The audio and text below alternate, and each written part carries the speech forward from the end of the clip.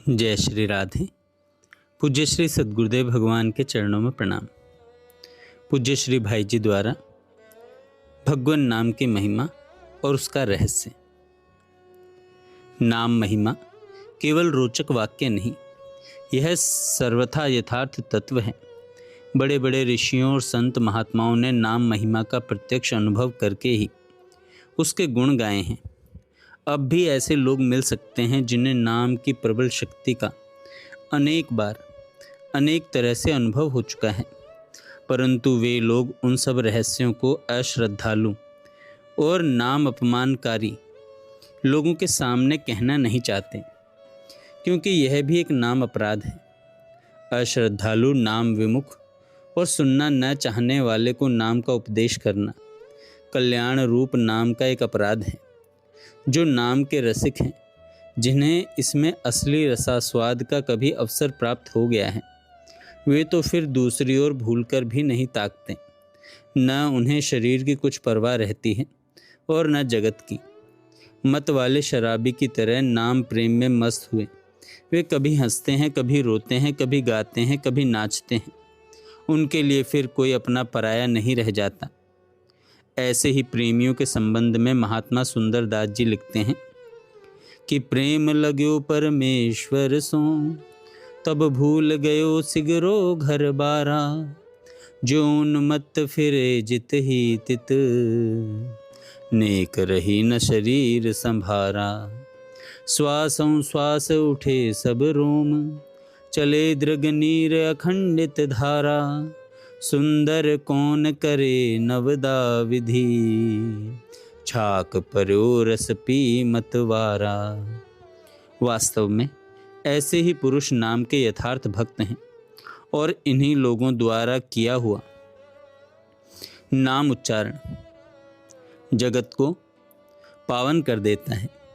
यहाँ तक ऐसी प्रेम की मस्ती न प्राप्त हो, जहाँ तक ऐसी प्रेम की मस्ती न प्राप्त हो, वहाँ तक प्रेम मार्ग में सभी शास्त्रों की मर्यादा का पूरा रक्षण करना चाहिए। भगवान नारद जी कहते हैं, नहीं तो पतित होने की आशंका है। अतएव आरंभ में अपने अपने वर्णाश्रम अनुमोदित संध्या वंदन, पिता माता आदि की सेवा, परिवार संरक्षण आदि वैदिक और लौकिक कार्यों को करते हुए श्री भगवान नाम का आश्रय ग्रहण करना चाहिए। स्मृति विहित कर्म के त्याग की आवश्यकता नहीं है। यथा समय यथा स्थान उनका आचरण अवश्य करना चाहिए। राम नाम ऐसा धन नहीं है जो ऐसे वैसे कामों में खर्च किया जाए।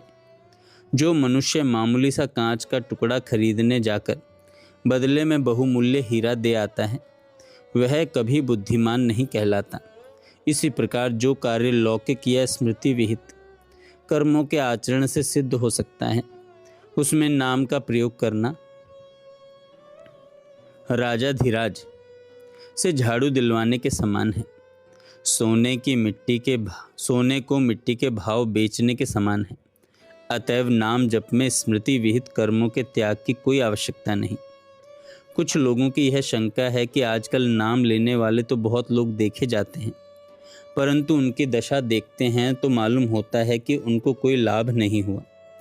जिस नाम के एक बार उच्चारण करने मात्र से संपूर्ण पापों का नाश होना बतलाया जाता है, उस नाम की लाखों बार आवृत्ति करने पर भी लोग पापों में प्रवृत्त और दुखी देखे जाते हैं।